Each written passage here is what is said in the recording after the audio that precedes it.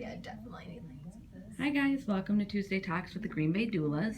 Today we're here visiting Dr. Jodi at Family First Chiropractic, and we wanted to show you guys what it looks like to get a newborn adjusted. Maddie's 2.5 weeks old, and she's being adjusted right now.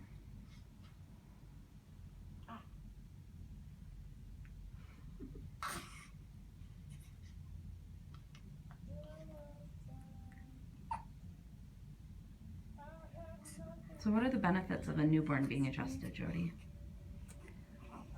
Well, it's great to just make sure everything is lined up so that they will have the best neurological function overall. And what that can mean, especially from the neck,